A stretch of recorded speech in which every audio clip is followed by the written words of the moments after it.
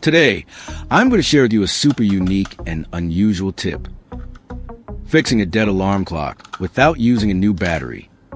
It might sound unbelievable, but with a few simple household items and a bit of skill, you can totally bring your alarm clock back to life. This is a fun, budget-friendly, and eco-friendly DIY project. I'll show you how to harness energy from things that seem useless, like sunlight, to revive the clock. Get an old alarm clock ready. Prepare a few basic tools like a small screwdriver, and most importantly, bring your creative spirit. Let's get started and see if we can make the impossible possible. Now, I'm going to measure their voltage to see if there's any power left in them. This step helps us check the current state of the batteries and figure out how much energy, if any, they still hold before we start the DIY process. The battery is completely dead. It's no longer holding any charge, and under normal circumstances, most people would simply throw it away and replace it with a new one.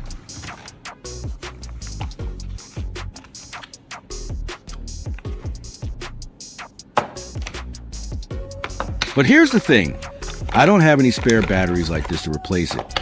I'm completely out of options, which makes this challenge even more interesting.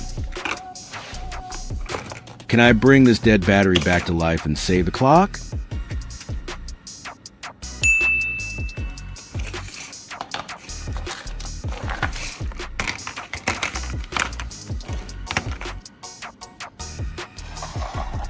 Right here, I have a Maneki Nico, a Lucky Cat toy. Take a closer look. Can you see it? It actually has a tiny solar panel built in. And that just gave me an idea. Maybe I can use this little solar panel to replace the dead battery in the alarm clock. Let's see if this works. It's time to carefully take it apart and see if I can get to the solar panel.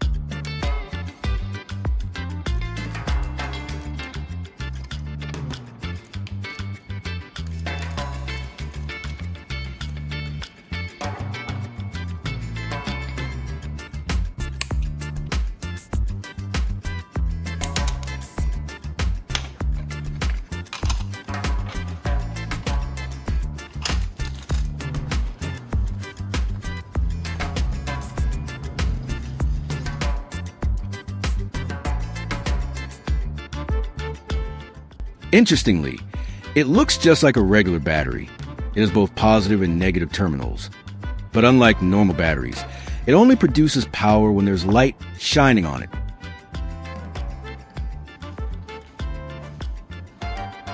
Now, I'm moving on to the wiring. This step is crucial because if I don't connect it correctly, the whole setup won't work. Let's see if I can pull this off.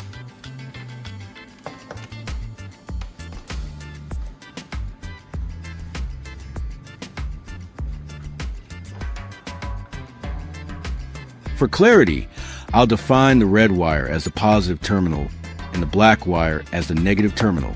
This will help me stay consistent when connecting everything later.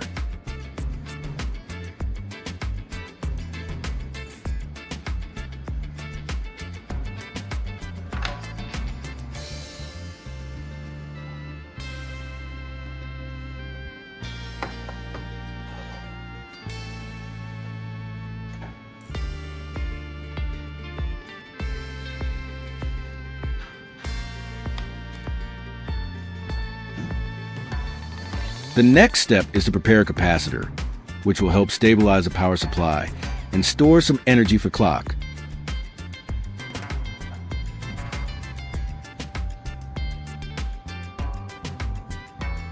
So, why do I need a capacitor here?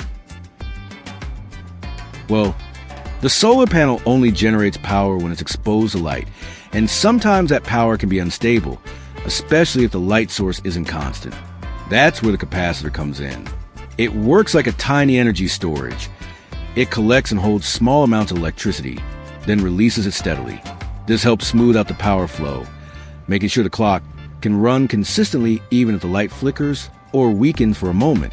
In other words, the capacitor acts like a power buffer, keeping everything stable and preventing the clock from stopping unexpectedly.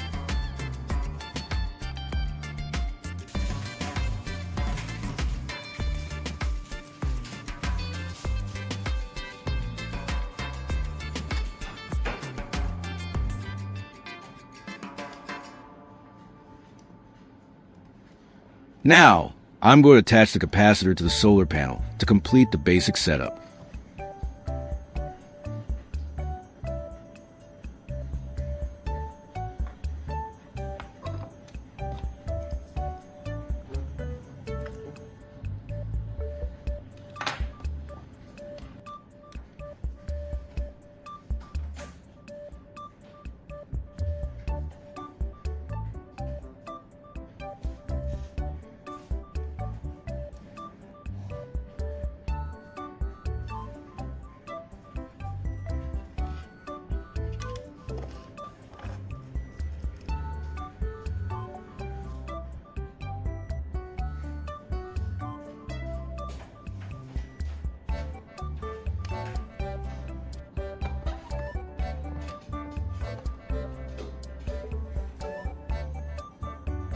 I'm going to measure the voltage coming from the solar panel to see how much power it can generate.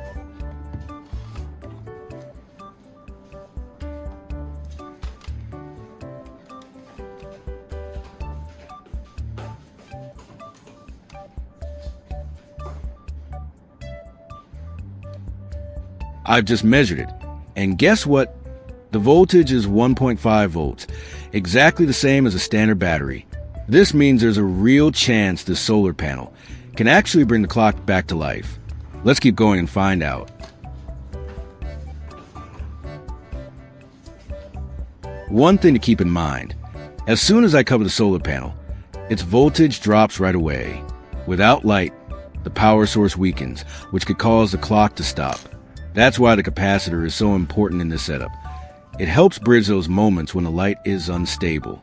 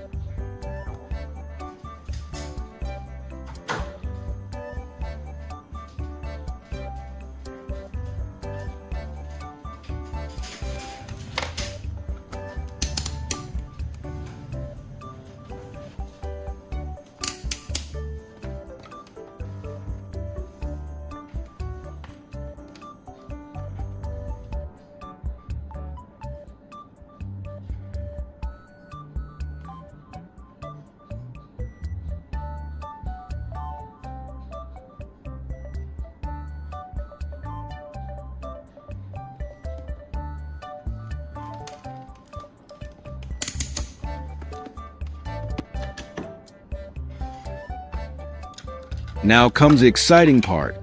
I'm going to connect the solar panel and the capacitor directly to the clock.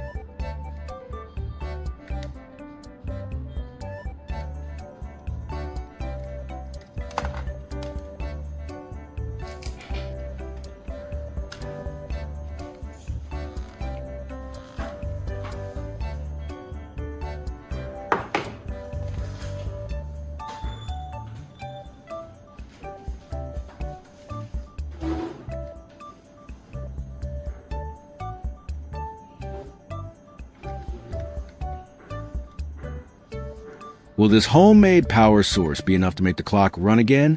Now I'll solder the wires in place to ensure a solid and stable connection that won't come loose over time.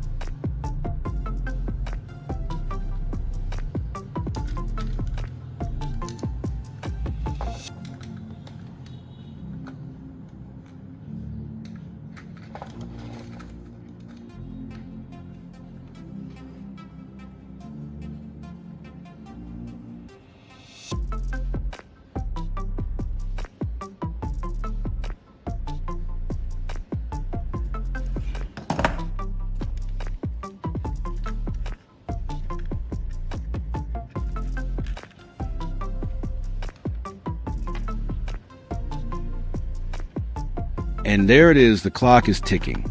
It's working. When I shine light on the solar panel, the clock runs smoothly. But when I block the light, I can see the voltage starts to drop. And after a while, the clock will slow down or stop if there's not enough stored energy. Luckily, the capacitor helps delay that drop, giving the clock a little backup time when the light is not stable. This setup is simple, creative, and a great way to reuse parts from old toys. I've just turned a completely dead battery situation into something functional again, using only a solar panel, a capacitor, and a little bit of DIY. If you find this tip interesting, give it a try and see what you can create with the things around you.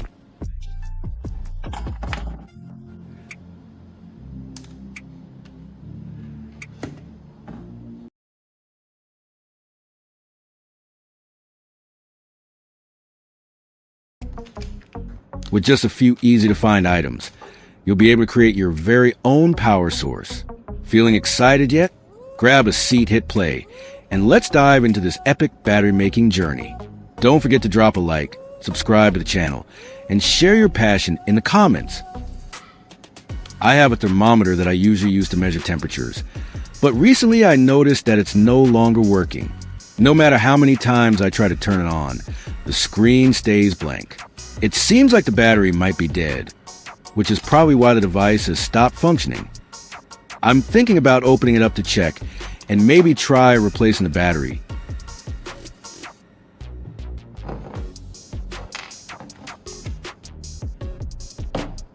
To see if I can bring it back to life.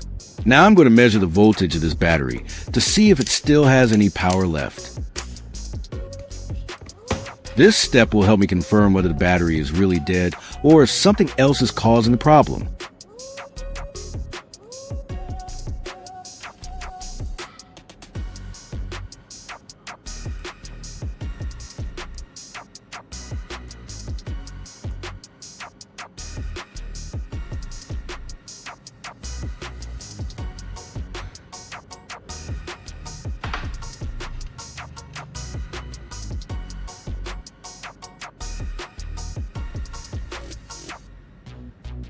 It turns out that this battery has no voltage at all.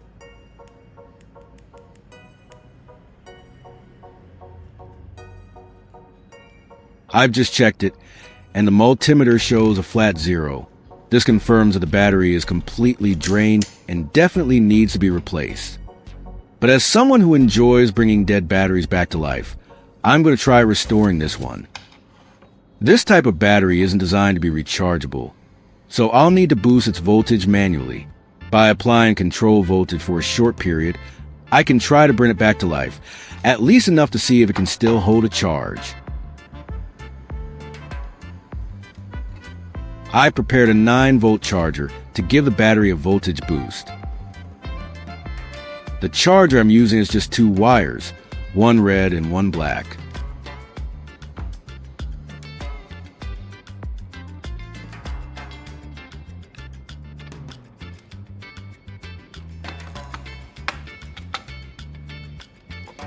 I'll carefully press them against the positive and negative terminals of the battery to give it a quick voltage boost. It's a simple setup, but if done right, it might just bring the battery back to life. Now I'm going to check which end of the battery is the positive terminal and which one is the negative. It's important to get this right because reversing the polarity could damage the battery or the charger.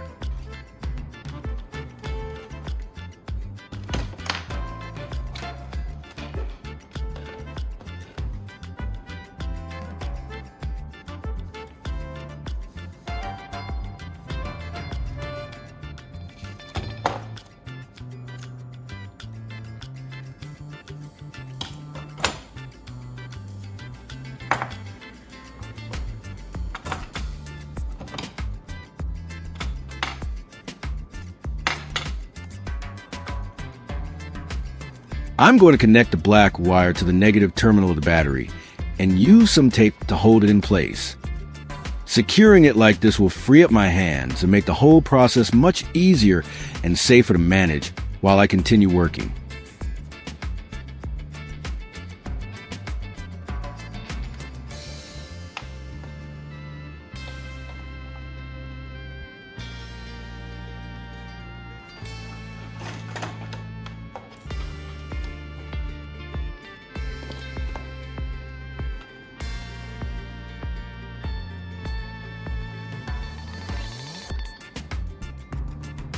I'll use the red wire to gently tap against the positive terminal of the battery. I'll keep tapping, little by little, while carefully feeling the battery with my hand. The key is to stop when the battery starts to feel slightly warm. That's a good sign that I've given it just enough energy without overheating it.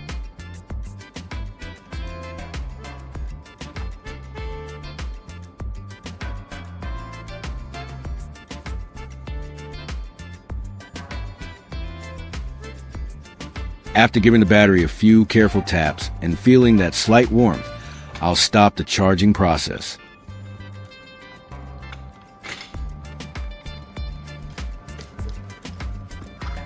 Now it's time to check if the voltage has improved. I'll grab the multimeter and measure the battery again to see if there's any sign of life.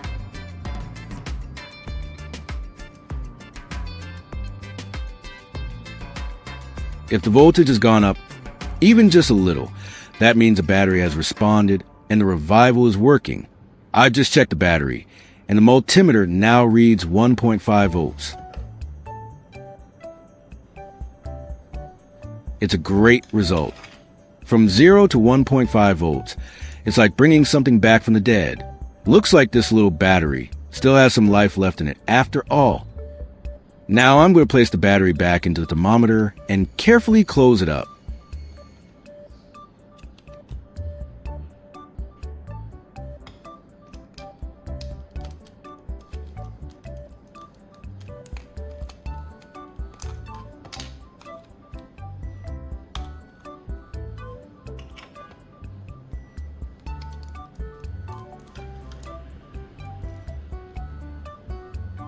Once everything is properly secured, I'll press the power button to test it. The screen lights up instantly. That's a great sign.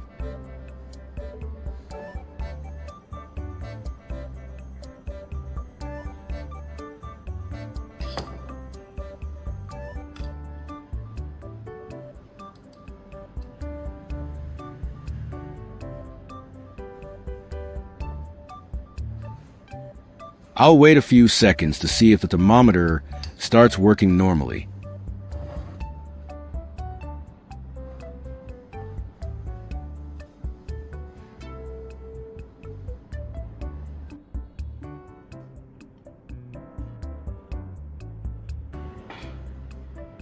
And there it is. The display is showing temperature readings again, just like before. Looks like the battery revival was a success.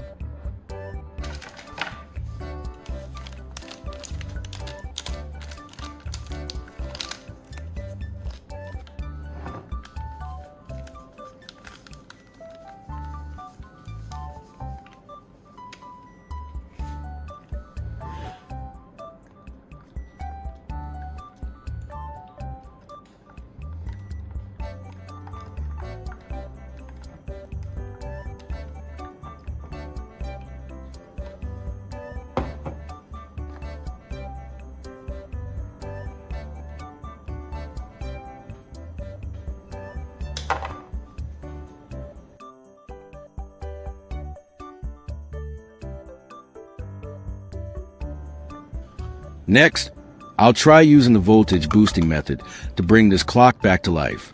Sometimes, when a battery seems dead, giving it a quick surge of power can help recover just enough to get the clock working again. The mechanical alarm clock is not working. Its hands were frozen. The ticking sound had stopped, and the alarm no longer rang.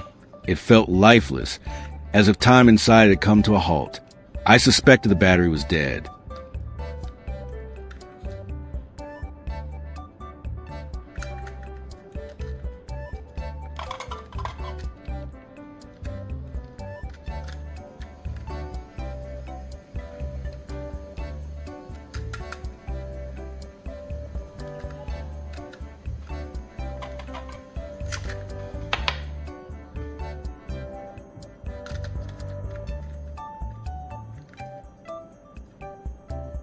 I carefully replaced it with a new one.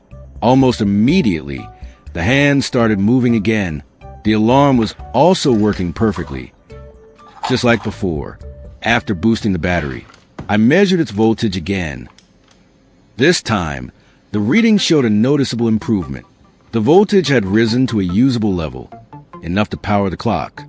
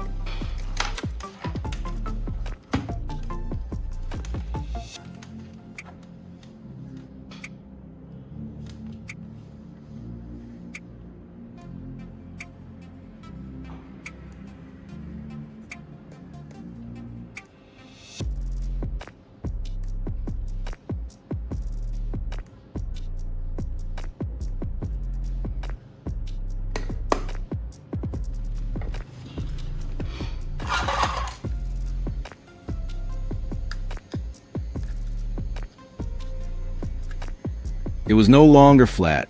The battery now had life in it, ready to be tested inside the clock. I carefully placed the boosted battery back into the clock and closed the cover. Then I gave the winding knob a slight turn and waited. In just a moment, the hand started moving again, ticking steadily. The clock had come back to life, working smoothly as if nothing had happened. It seems the voltage boost was enough to revive both the battery and the clock. Although the first method worked, I want to explore another way to revive dead batteries. Sometimes, boosting the voltage with a charger doesn't always work. Not every battery responds to this method. Now, I'm going to move on to the second method.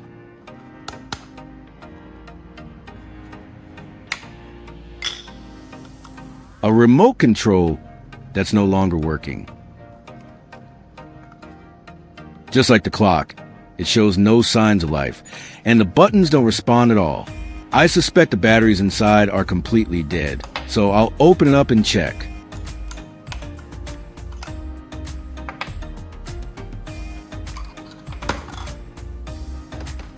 I'll measure the voltage of both batteries to figure out which one is dead.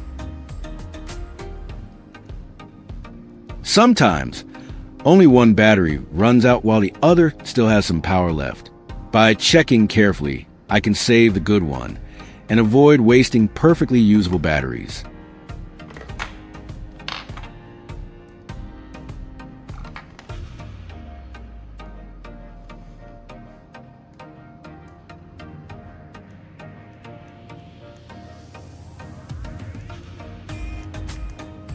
This red battery is completely dead. But in situations where you urgently need to turn on the air conditioner on a hot day, you can try a quick fix to bring the battery back to life.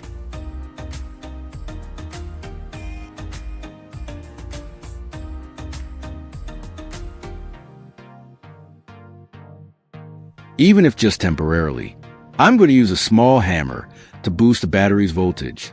By gently tapping the battery, I can sometimes restore a bit of internal contact or temporarily reactivate it, just enough to get it working in an emergency.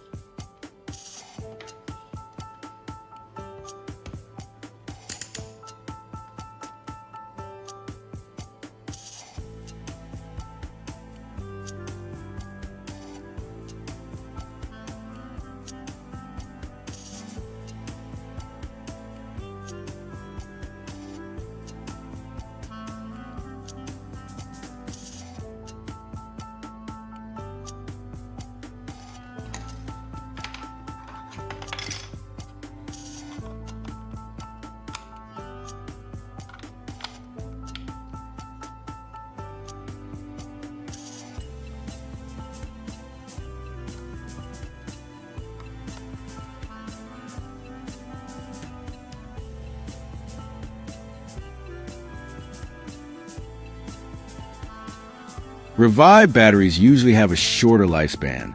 They might work well for emergencies, but often they won't last as long as new batteries. For long-term use, replacing them is still the better choice. Through these simple but effective methods, I've managed to bring dead batteries back to life and restore the devices that had stopped working. These quick methods help me bring dead batteries back to life and get my devices working again in urgent situations. Though useful, they're only temporary. For long-term use, it's best to replace the battery. Thanks for watching. See you in the next project.